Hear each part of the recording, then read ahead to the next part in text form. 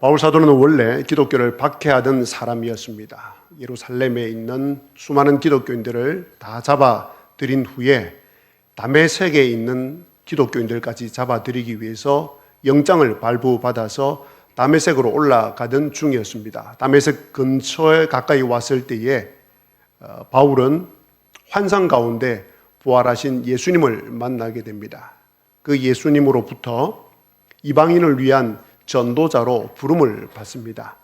그 위에 바울 사도는 자신의 생애를 오직 이방인을 위한 복음 전파에 힘썼습니다. 그 일을 위해서 수많은 위협을 당했습니다. 매를 맞고 돌에 맞고 감옥에 여러 번 갇혔습니다. 죽을 위기도 많이 겪었습니다. 그러나 바울 사도는 멈추지 않았습니다.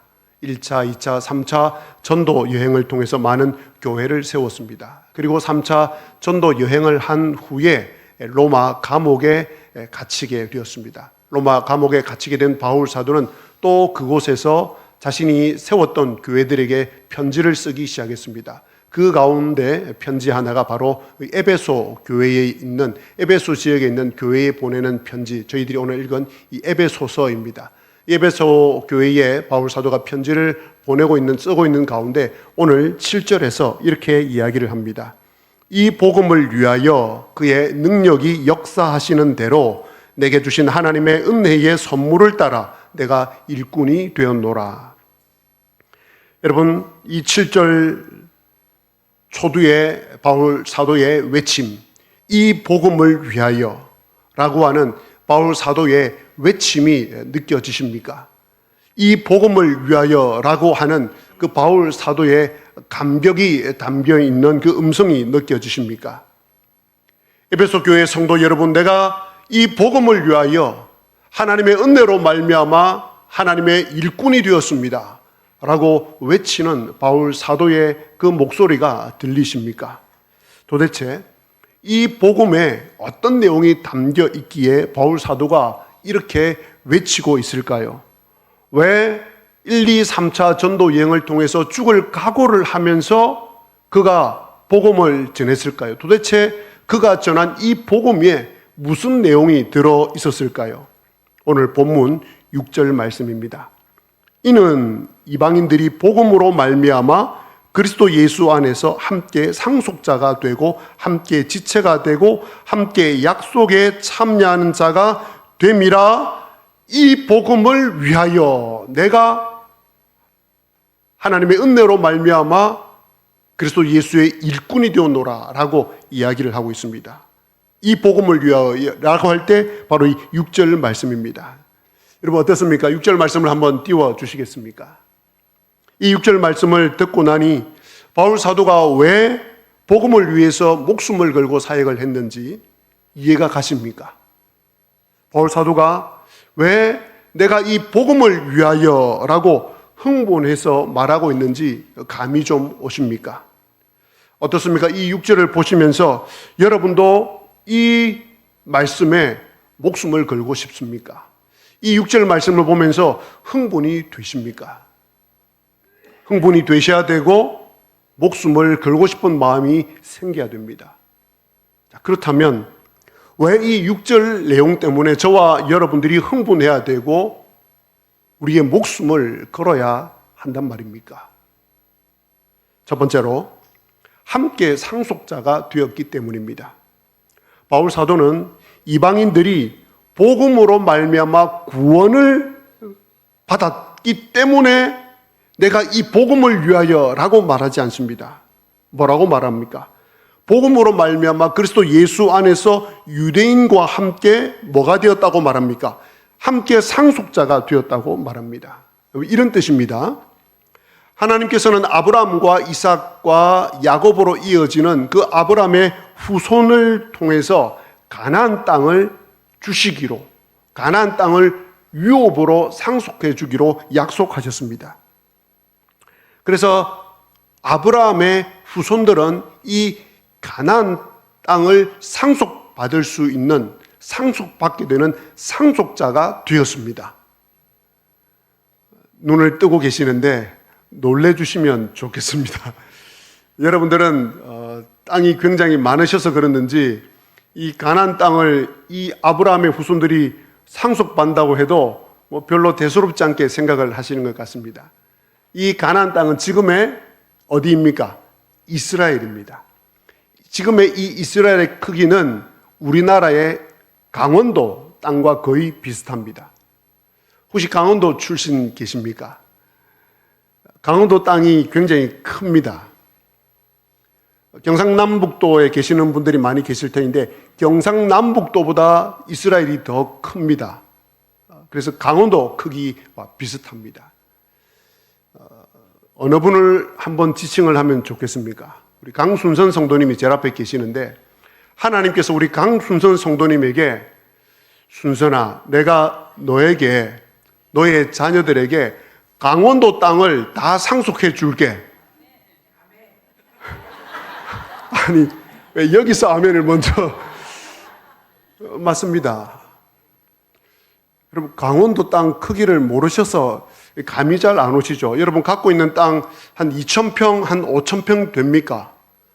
강원도 땅을 하나님께서 강순선 성도님에게 주신다고 하니까 배가 아프셔서 그러는지 아멘을 안 하시는데, 하나님께서 강순선 성도님과 그 자녀들에게 강원도 땅을 다 주실 뿐 아니라 그 땅에 한 나라를 세워주시겠다고 약속하셨습니다. 와, 부러워요. 하나님께서 제게 그렇게 해주시면 정말 아멘이라고 하고 싶어요. 그런데 더 나아가서 하나님께서는 아브라함과 그 후손들에게 하나님께서 갖고 계신 그 모든 것을 상속해 주시겠다고 약속을 하셨습니다. 천지 만물의 주인이신 하나님께서 갖고 계신 그 모든 것을 아브라함과 그 후손들에게 주시기로 약속하셨습니다. 그런데 안타깝게도 그 가나안 땅과 함께 하나님께서 갖고 계신 그 모든 것을 상속받을 수 있는 사람은 아브라함과 그 후손들 밖에는 없습니다. 죄송하지만 여러분들은 그 대상에서 제외되었습니다. 강순선 성도님 죄송합니다. 제외되었습니다. 오직 아브라함의 후손들만 그 가나안 땅을 상속받게 되었습니다. 그런데 놀라운 일이 생겼습니다.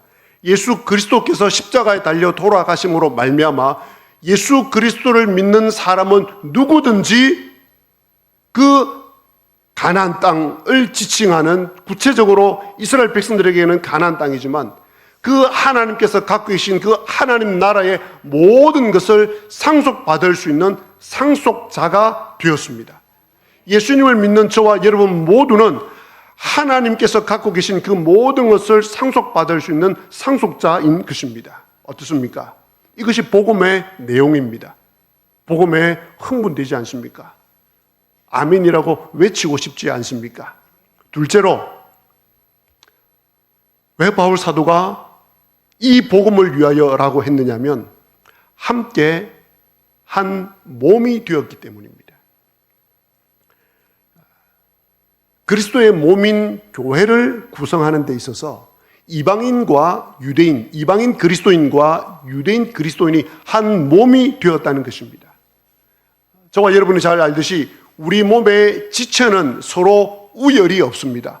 우열이 없이 어느 것 하나 귀하지 않은 것이 없습니다. 소중하지 않은 것이 없습니다. 새끼 발가락 하나조차라도 아주 귀합니다.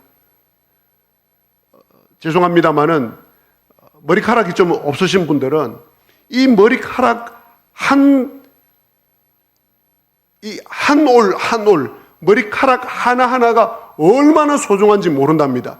머리를 빗다가 이게 좀 몇 가닥이라도 더 빠지게 되면 이 막 어쩔 줄 몰라 한답니다. 너무 소중합니다. 우리 몸에 소중하지 않은 것이 하나도 없습니다. 우리 지체이기 때문에 그렇습니다. 바로 그렇듯이 이방인과 유대인 그리스도인도 이렇게 서로 그리스도 안에서 동등하게 되었습니다. 여러분은 이것을 아무런 감정 없이 놀람 없이 받아들이는데 여러분, 이건 있을 수 없는 일입니다. 이건 정말 바울 사도가 하는 이 말은 충격적인 선언입니다.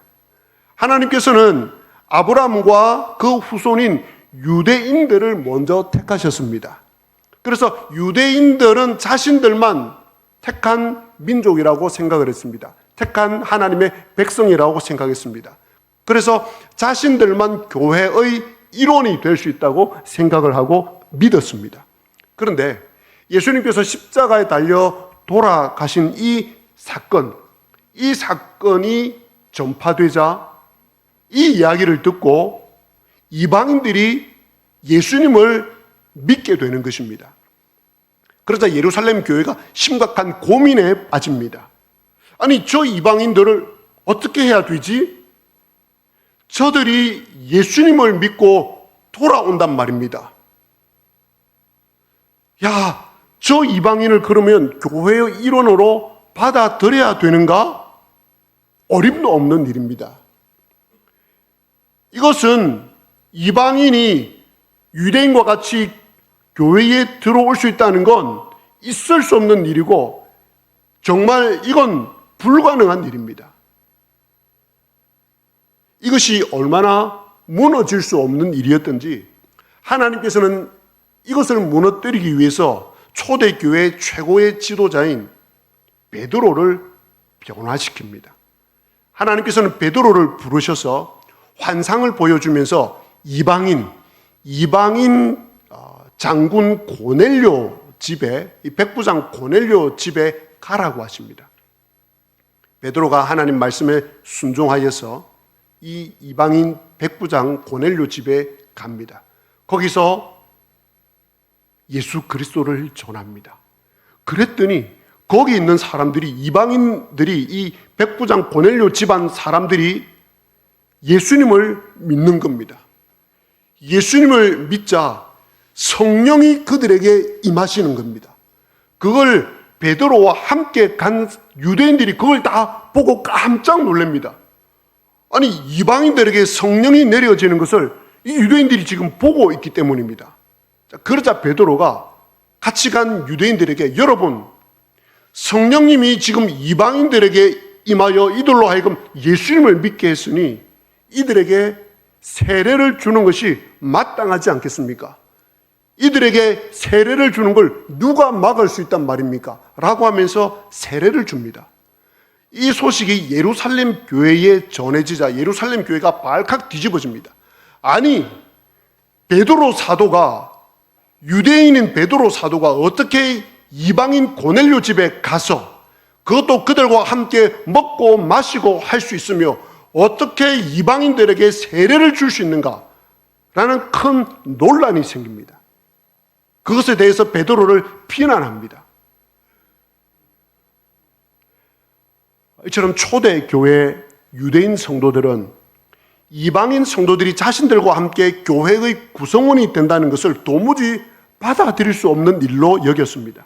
만일 유대인 그리스도인들이 이방인 성도들을 교회에 받아들인다 할 때 그것은 자신들이 2000년 이상 내려왔던 그 유대교를 무너뜨려야 하는 것입니다. 2000년 이상 동안 아브라함으로부터 내려오는 그 유대교는 단 한 번도 이방인을 안으로 들인 적이 없습니다. 그것이 유대교입니다. 그런데 그 이방인 그리스도인들을 유대인 그리스도인들과 함께 한 교회에 소속시킨다, 한 일원이 된다, 그건 지금까지 내려왔던 2000년 동안의 유대교를 부정하는 것입니다. 이건 있을 수 없는 일입니다. 이방인들도 이 사실을 알고 있습니다. 그런데 오늘 바울 사도는 이방인 그리스도인과 유대인 그리스도인이 함께 한 교회에서 뭐가 되었다고 이야기합니까? 한 몸이 되었다 이야기합니다. 한 지체가 되었다고 이야기합니다. 여러분, 얼마나 쇼킹한 사건입니까? 여러분을 보니 별로 쇼킹하지 않는 것 같습니다. 이건 정말 쇼킹한 사건입니다. 여러분이 쇼킹하셔야 되기에 제가 설명을 좀 드리겠습니다. 왜냐하면 이 사건을 보면서 쇼킹해야지 복음이 무엇인지 제대로 아는 것이기 때문입니다. 이 이야기를 듣고 쇼킹을 받아야지 이 복음 때문에 흥분하게 되고 이 복음 때문에 목숨을 걸 수 있는 겁니다. 사도 바울이 이 복음을 위하여라고 할 때 여러분도 함께 이 복음을 위하여라고 하려면 이방인 그리스도인과 유대인 그리스도인이 교회에서 한 몸이 되었다는 것이 뭔지를 제대로 깨달아야 합니다. 한번 잘 들어보시기를 바랍니다. 제가 좀 흥분을 하더라도 이해하시기 바랍니다. 바울 사도가 흥분을 했기 때문이고 또 이 말씀이 하나님의 말씀이 저로 하여금 흥분을 시켰기 때문에 제가 조금 흥분을 하도록 하겠습니다. 오늘 말씀을 잘 보시면 초대교회 안에 예수 그리스도로 말미암아 유대인 그리스도인들과 이방인 그리스도인이 함께 있어야 한다고 되어 있지 않습니다. 이해하시겠습니까?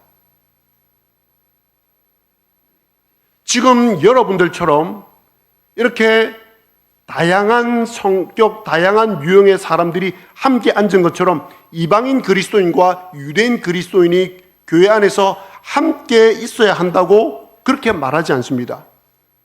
또 십자가를 통해서 이방인이 교회 안으로 들어와야 됩니다. 들어오도록 허락해야 됩니다. 라고도 되어 있지 않습니다. 지금 바울 사도는 이방인을 위한 사도가 되어서 이방인들로 하여금 예수님을 믿게 해서 천국 가도록 하는 것이 제가 하나님께로부터 받은 그 계시의 비밀입니다. 라고도 말하지 않습니다.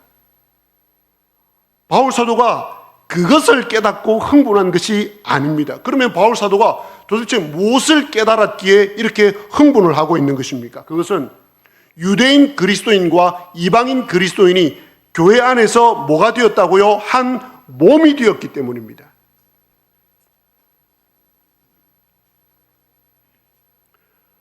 도무지 하나가 될 수 없고 한 몸이 될 수 없는 두 부류의 사람들이 함께 교회 안에 있어야 합니다. 라는 말이 아니라는 것입니다. 여러분 잘 따라오고 계십니까? 도무지 하나가 될 수 없고 한 몸이 될 수 없는 이방인 그리스도인과 유대인 그리스도인들이 교회 안에 함께 있어야 합니다. 라는 말이 아니라는 것입니다. 그것 때문에 바울 사도가 흥분하고 있는 것이 아니라는 것입니다. 뭐 때문에 바울 사도가 흥분을 하고 있습니까? 바울 사도가 왜 이 복음을 위하여라고 외치고 있습니까? 그 둘이 이방인 그리스도인과 유대인 그리스도인이 예수 그리스도로 말미암아 뭐가 되었기 때문에 한 몸이 되었기 때문입니다. 아니 그거보다 더 심각한 이야기입니다.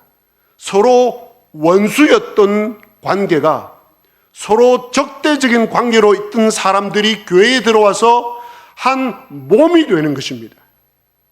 이것이 바울 사도가 깨달은 복음의 비밀입니다. 자, 여러분 저를 한번 보시기 바랍니다. 저는 하나님으로부터 창조된 몸을 갖고 있습니다. 여러분도 하나님으로부터 창조된 몸을 가지고 있습니다. 자, 그런데 여러분과 제가 한 몸이 되었습니다. 그것도 저와 도무지 하나가 될 수 없는, 아니 원수 관계에 있던 사람이 저와 한 몸이 되었습니다. 저와 그 사람의 머리는 예수님입니다. 자, 그러면 어떤 일이 생긴 것입니까? 이 부분이 오늘 말씀의 핵심입니다. 분명히 다른, 아니 원수 관계였던 두 사람이 교회 안으로 들어와서 한 몸이 되었습니다. 한 몸이 되었습니다. 예수님을 머리로 하는 한 몸이 되었습니다. 그러면 어떤 일이 생긴 것입니까? 예수님을 머리로 하는 새로운 몸이 창조된 것입니다. 이해가 가십니까? 새로운 인류가 창조된 것입니다. 이해가 가십니까? 우리가 창조되었습니다. 그런데 교회 안에 예수 그리스도로 말미암아 전혀 다른, 아니 원수처럼 여겨지는 두 그룹이 들어와서 한 몸이 되었습니다. 예수 그리스도를 머리로 하는 한 몸이 되었습니다. 그것은 새로운 인류가 창조된 것입니다. 새로운 공동체가 창조된 것입니다. 그러면 교회는 어떤 곳입니까? 예수 그리스도로 말미암아 새로운 한 몸이 된 새로운 인류가 모여 있는 곳입니다. 새로운 공동체가, 보지도 듣지도 못했던 새로운 공동체가 만들어져 있는 것입니다. 이것이 바로 예수님께서 십자가를 통하여서 만드시려고 이루시려고 했던 일입니다. 여러분, 교회는 단순한 사람들의 모임이 아닙니다. 그리스도 안에서 서로 다른 배경을 가진 사람들이 모여 있는 단체가 아닙니다. 그리스도로 말미암아 한 몸이 된 사람들이 모여 있습니다.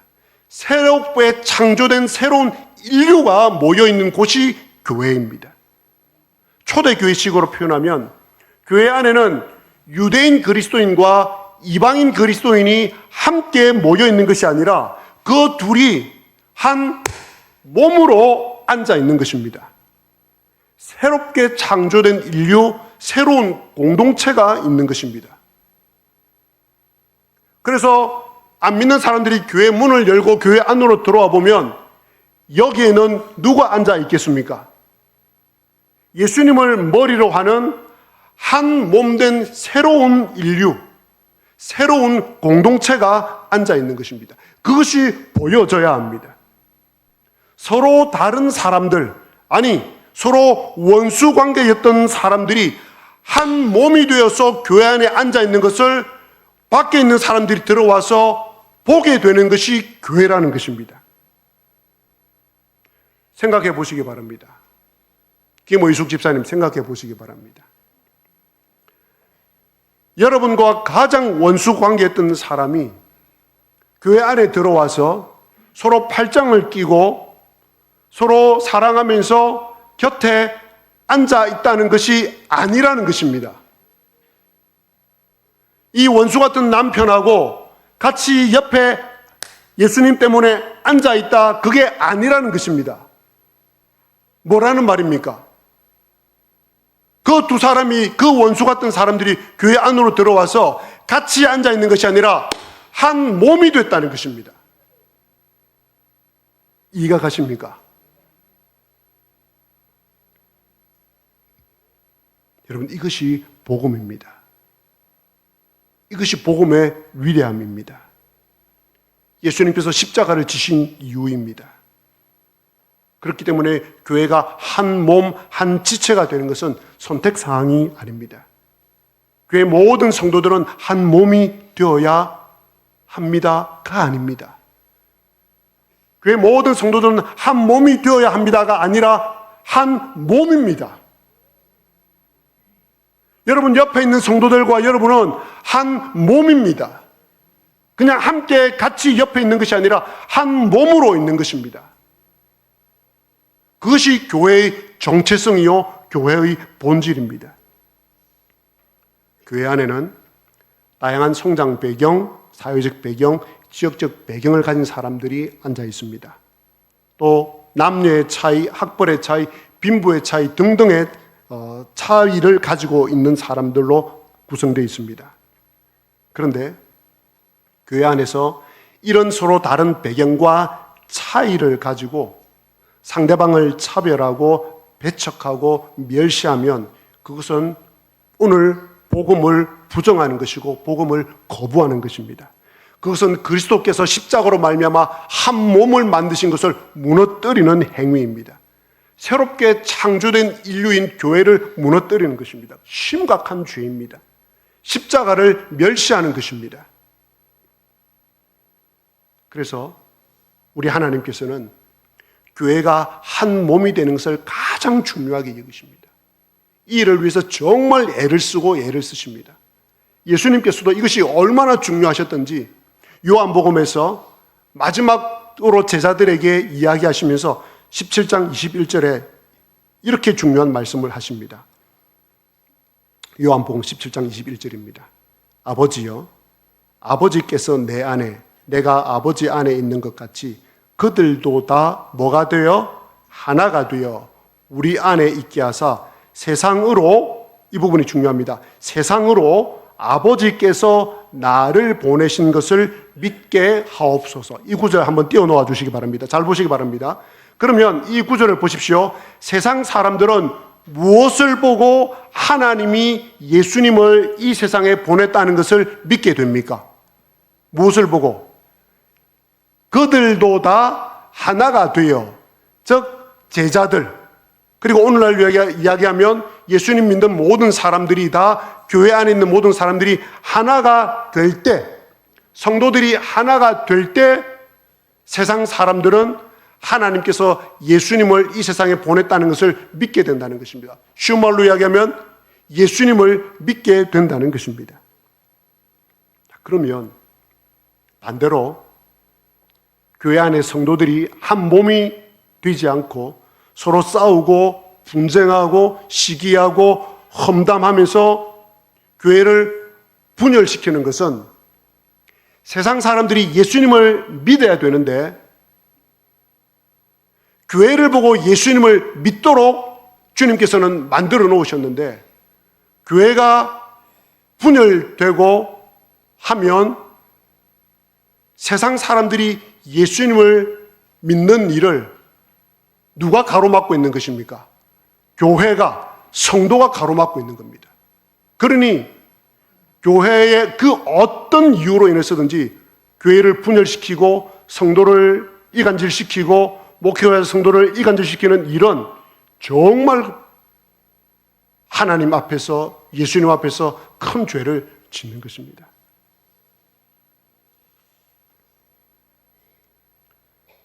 교회의 하나됨은 단순히 성도들끼리 사이좋게 지내는 문제가 아닙니다.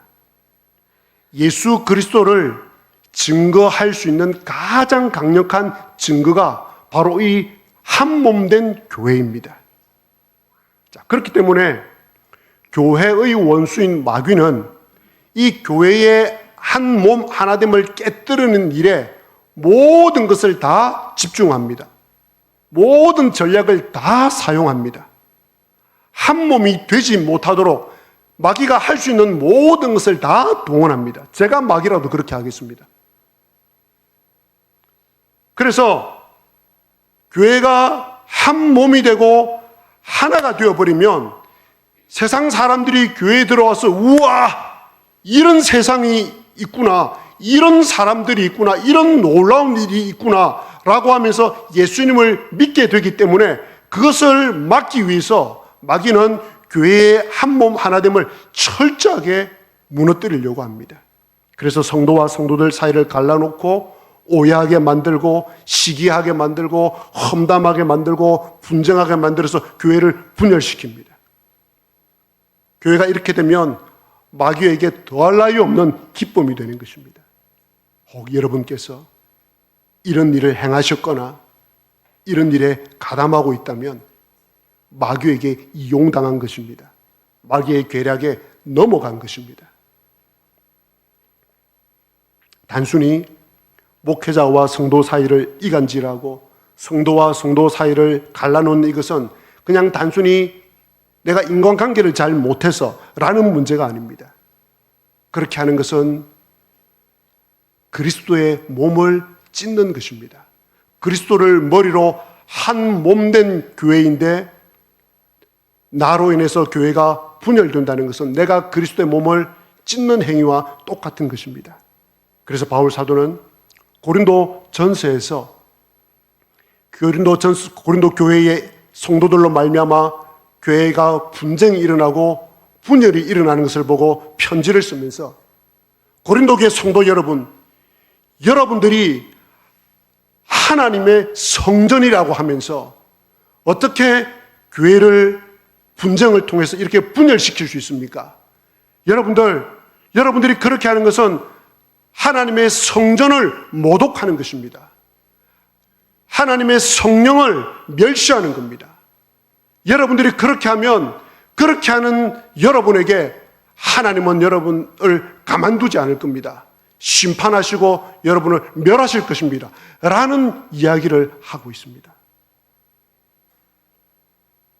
그렇다면 교회의 한몸됨이라는 것은 얼마나 우리를 흥분시키는지 모릅니다. 교회의 하나됨이 새로운 인류의 창조라는 것을 우리가 깨달을 때 우리는 이 교회의 하나됨을 가슴에 안고 우리는 이 복음을 위하여 라고 외칠 수 있는 것입니다. 마지막으로 세 번째, 이방인이 유대인과 함께 약속에 참여하게 되었습니다. 하나님께서 아브라함에게 주셨던 약속, 그 구원의 약속을 이제는 이방인도 함께 얻게 되었습니다. 이 약속에 참여한다는 것, 그 약속이 어떤 것들이 있습니까? 하나님이 아버지가 되는 것, 예수 그리스도가 구주가 되는 것, 성령님께서 거하시는 것, 하나님께서 하신 그 모든 약속이 내게 주어지는 것, 그리고 장차 받을 그 모든 영광이 주어지는 것, 이것이 하나님께서 유대인 그리스도인들에게 약속하신 것인데 이제는 이방인들에게도 똑같이 주어졌고 이방인들도 함께 누리게 되었습니다. 저와 여러분에게는 이것이 자연스러운 일로 들릴지 모르겠지만 이 당시 초대 교회로 돌아가면 이것은 정말 있을 수 없는 일이었습니다. 그런데 예수 그리스도로 말미암아 유대인 그리스도인들과 이방인 그리스도인이 모두 함께 이 약속에 참여하는 자가 되었습니다. 사랑하는 교회 여러분, 말씀을 맺겠습니다. 교회는 단순히 믿는 성도들이 모여있는 곳이 아닙니다. 다양한 배경의 사람들이 모여있는 곳도 아닙니다. 다양한 차이를 갖고 있는 분들이 모여있는 곳도 아닙니다. 교회는 한 몸이 되어 함께 상속자가 되고 함께 하나님의 약속을 이어받는, 유업으로 물려받는 사람들이 모여있는 곳입니다. 한 걸음 더 나아가서 도무지 하나 될 수 없는 사람들이, 아니 원수 관계였던, 적대적 관계였던 사람들이 함께 교회 안에 모여서 한 몸이 되는 것, 이것이 복음의 핵심이며 교회의 핵심입니다. 새롭게 창조된 인류가 여기에 모여 있습니다. 여러분, 세상에 이런 공동체가 있을 수 있겠습니까? 이렇게 멋지고 아름다운 공동체가 바로 교회입니다. 그리고 이것이 복음입니다. 그래서 오늘 바울 사도가 이 복음을 위하여 내가 은혜로 말미암아 하나님의 일꾼이 되어노라고 외칠 수 있었던 것입니다. 저도 말씀을 준비하면서 좀 흥분을 했습니까? 이 복음을 위하여 제 삶을 드리고 싶은 마음이 생겼습니다. 제가 오늘 말씀을 잘 전했는지 잘 모르겠지만 여러분들께서도 이 복음을 위하여 여러분의 삶을 헌신할 수 있기를 바랍니다. 제가 지스포교회에 와서 목회를 하면서 가족보다 더 가족처럼 서로를 사랑하고 돌보는 모습을 많이 보았습니다. 가족도 저렇게까지 할 수 있을까 싶을 정도로 돌보고 챙기는 분들을 많이 보았습니다. 정말 한 몸됨을 제가 많이 보았습니다.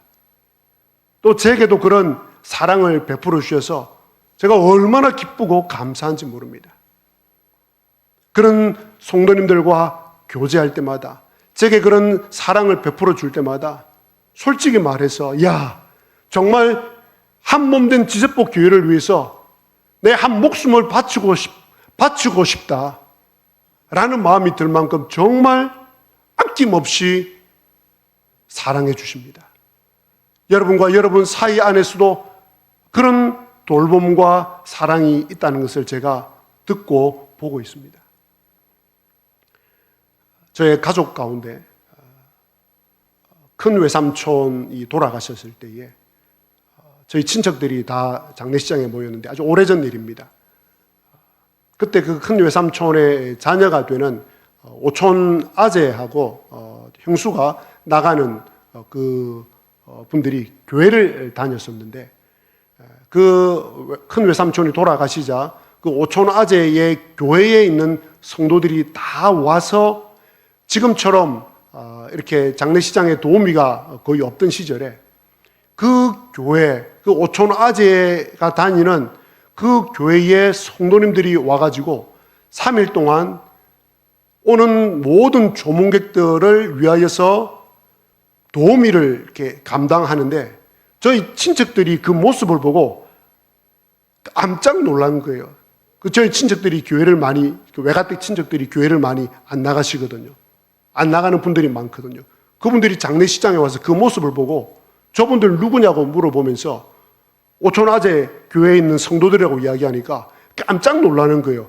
가족들도 친척들도 그렇게 하지 않는데 교회 성도들이 와서 정말 자기 일처럼 헌신하는 것을 보더니 우리 친척들이 함께 모여서 하는 말이 지금도 제가 기억에 남아있어요. 야, 우리 교회 다녀야 되겠다. 우리 예수님 믿어야 되겠다.